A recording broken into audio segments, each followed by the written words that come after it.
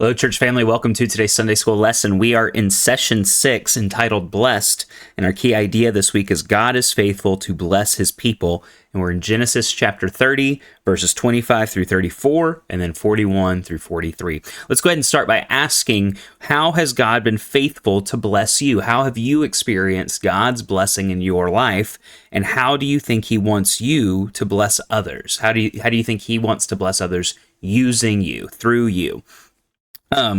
So what does it mean when we say the phrase, God bless you? Like when someone sneezes or whenever we hang up the phone with a friend and we say, God bless you. The idea of a blessing is a major theme in the book of Genesis. God blessed Abraham, God blessed Isaac, God blessed Noah.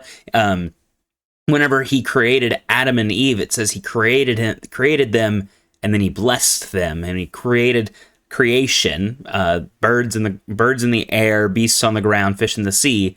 He created it and he blessed it.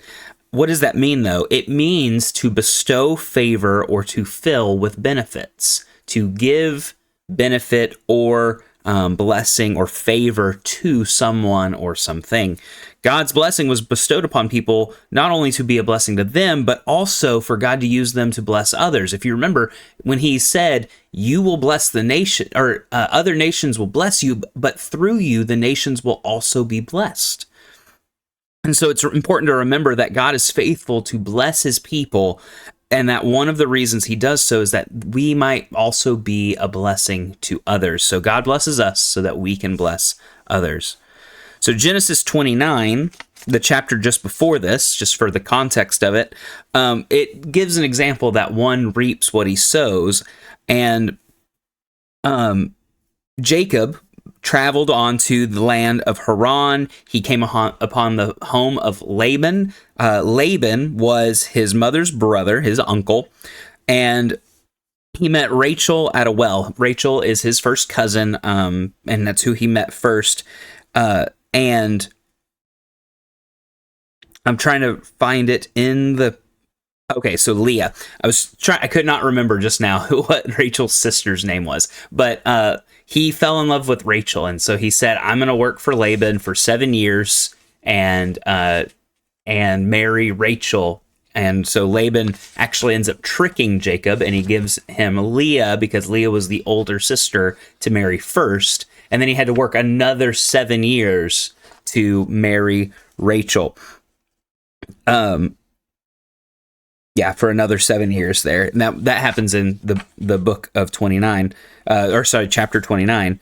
And then Leah was able to conceive, but Rachel was unable to have children. And in rapid succession, Leah had 4 sons. She had Reuben, Simeon, Levi, and Judah. If you think these names sound familiar, they do, because these are the names that we get the 12 tribes of Israel from. Jacob's name later on becomes Israel. That's why that his sons are named, or why we call his sons' names the 12 tribes of Israel, the 12 sons of this man named Israel. Later on, though, Rachel did get her prayers answered to have children, and she bore Joseph. I was trying to find where Benjamin was born, but I don't see it in our text here. I don't see it here. I also thought Benjamin was a child of Rachel's, but I may be mistaken there. So here, chapter 30, verses 25 through 34, and then 41 through 43. After Rachel gave birth to Joseph, Jacob said to Laban, send me on my way so that I can return to my homeland. Remember, he's not living in Canaan anymore because he was running away from his brother, and he's been on the run now for at least 14 years, but probably even more than that, seeing as now he's got 12 sons, and he's been working in Laban's land for this many years for him to have 2 wives. So the 14 years it took for him to marry Rachel as well, and then also the time it took for all of his sons to be born. So now he's saying, verse 26, give me my wives and my children that I have worked for, and let me go. You know how hard I have worked for you. But Laban said to him, if I have found favor with you, stay. I have learned by divination that the Lord has blessed me because of you. Then Laban said, name your wages, and I will pay them. So Jacob said to him, you know how I have served you and how your herds have fared with me. For you have had little before I came, but now your wealth has increased. The Lord has blessed you because of me. And now when will I also do something for my own family? Laban asked, what should I give you? And Jacob said, you don't need to give me anything. If you do this one thing for me, I will continue to shepherd and keep your flock. Let me go through all your sheep today and remove every sheep that is speckled or spotted, every dark-colored sheep among the lambs, and the spotted and speckled among the female goats. Such will be my wages. In the future, when you come to check on my wages, my honesty will testify for me. If I have any female goats that are not speckled or spotted, or any lambs that are not black, they will be considered stolen. Good, said Laban. Let it be as you have said. Then skipping to verse 41. Whenever the stronger of the flock were breeding, Jacob placed the branches in the troughs in full view of the flocks, and they would breed in front of the branches. As for the weaklings of the flocks, he did not put out the branches. So it turned out that the weak sheep belonged to Laban, and the stronger ones to Jacob. And the man became very rich. He had many flocks, female and male slaves, and camels and donkeys. So there's a lot there that Jacob was able to. He's going to be able to repay Laban some of the unkindness, but not in a deceitful way, not in a way that was lying or cheating or stealing. He's being honest, but he is going to get one up on Laban for Laban's dishonesty and craftiness in the previous chapter when it came to his daughters.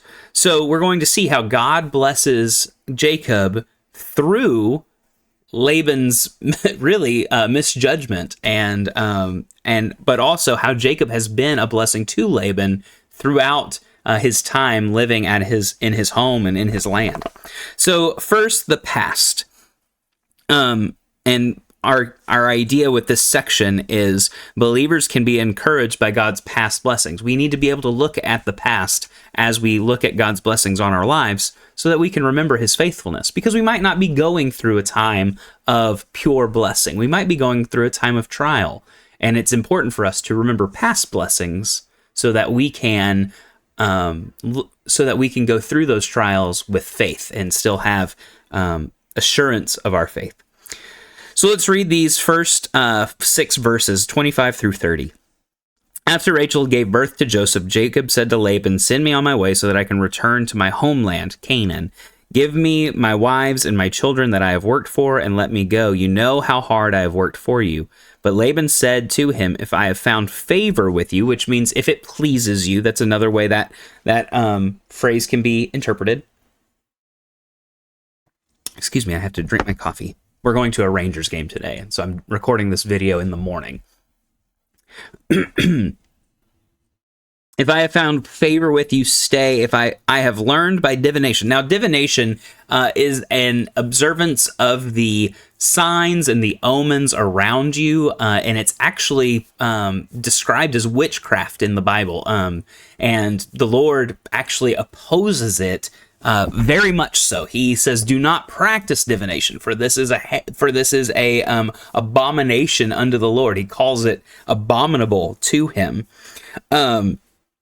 And so he was observing the world around him and these omens, and he learned by divination that Jacob was a blessing to him, not by the increase of his wealth, not by the increase of his flocks, but through divination. That the Lord has blessed me because of you. And he you see here, he attributes the divination to the Lord, and the Lord says, I don't want any of that.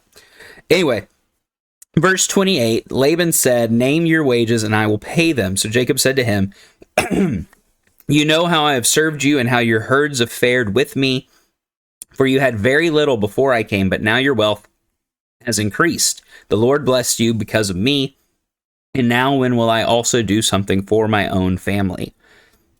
So how did Laban's flock change while Jacob was watching them? Well, they grew. They grew and they multiplied, and they have become enumerated because of Jacob's work in the field with the flock and making sure he's tending them and keeping them strong and keeping them healthy.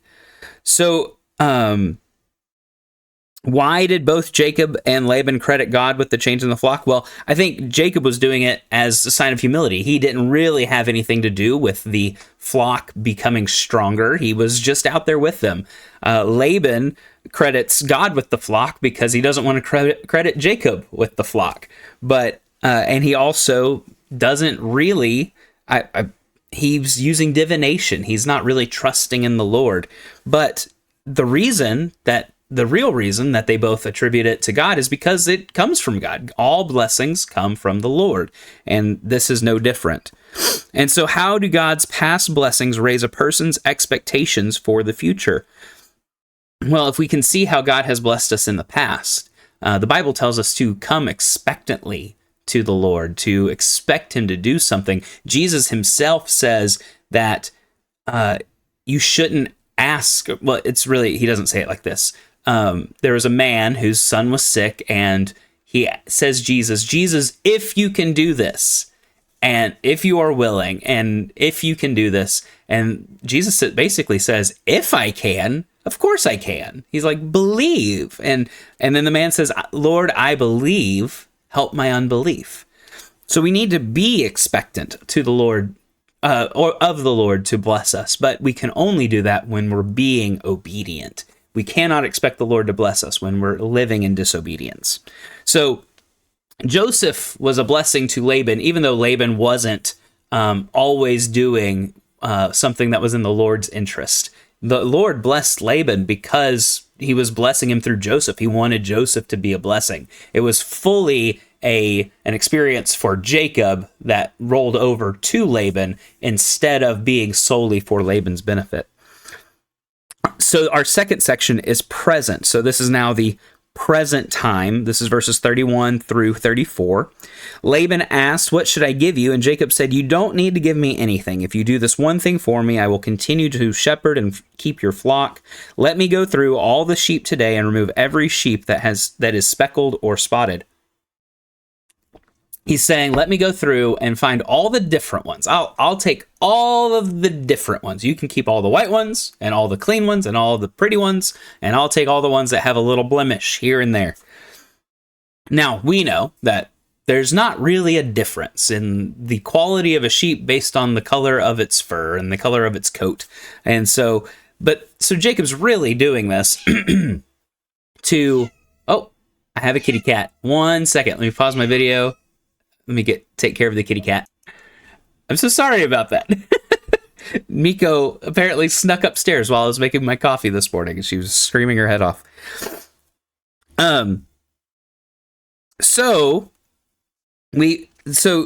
Jacob was separating the flocks. He's taking the ones that look different. It's very easy to tell whose sheep belong to who. And he says, in the future, when you come to check my wages, check on my sheep, check on my flocks. My honesty will testify for me. If I have any female goats that are not speckled or spotted, or any lambs that are not black, they will be considered stolen. And then Laban says, good, let it be as you have said. So how did Jacob's actions demonstrate trusting God? Well, he didn't ask Laban for a good sum of money. He didn't continue to berate the point of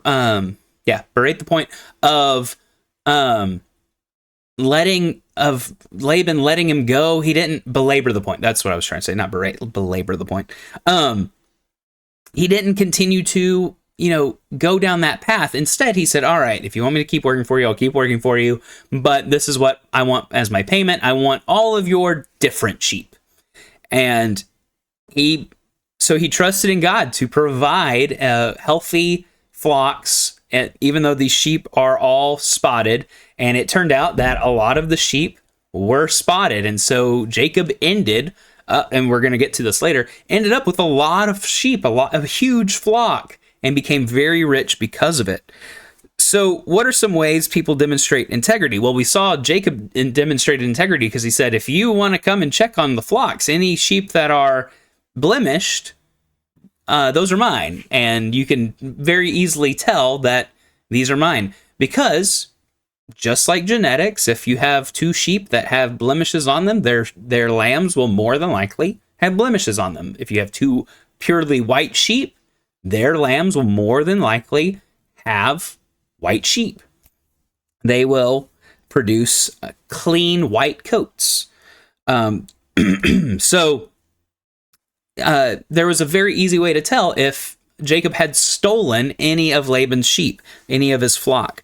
And it's important for us to also demonstrate this kind of transparency. I have been accused, and probably rightfully so, of being too transparent at times, telling people more information than they need to know or care to know. But it's all for the sake of being transparent. I don't want anyone ever to think that I am swindling them or I am trying to take advantage of them. So I explain exactly what I'm doing and why I'm doing it and how I'm doing it a lot of times, so that they can see my thought process in it and my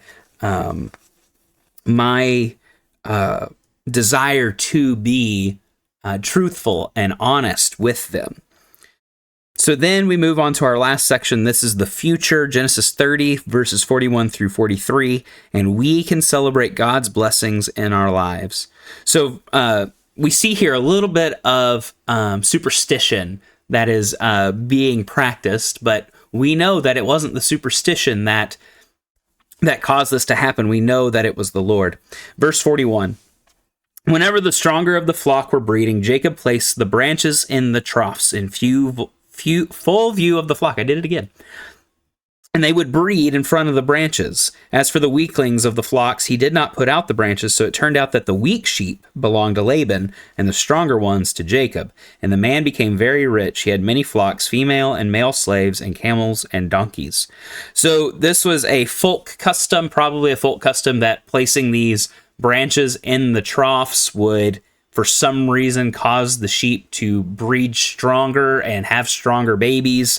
And so he put them out for the good sheep, the strong sheep, and did not put them out for the weak sheep. And the Lord, not the superstition, is what blessed Jacob for these blessed him through these sheep being able to breed strong and blemished lambs. So then in verse 43, we see that the man, Jacob, became very rich. He had many flocks, female and male servants, and camels and donkeys. Laban had tried to trick Jacob to stay and work the flocks, but God intervened. He made Jacob a wealthy man at Laban's expense. In what ways should God's faithfulness to bless his people impact the thinking and lives of his people? In what ways should God's faithfulness to bless us change the way that we think and the way that we live in regards to that? Well, if we're living with the expectation that God is going to bless us, and we know that God only blesses obedience and not disobedience, that should urge us to be obedient just in our daily lives, because we know that God blesses that. And so if we are expecting to see blessings in our lives, if we're wanting to see blessings in our lives, it would behoove us, it would be in our best interest to be obedient to the Lord, to be honest and transparent, and also to remember the ways he's blessed us in the past so that we can always be thankful of what he has given us. I hope this has been encouraging to you. I hope it's been a good word for you. I look forward to worshiping with you very soon. Bye-bye.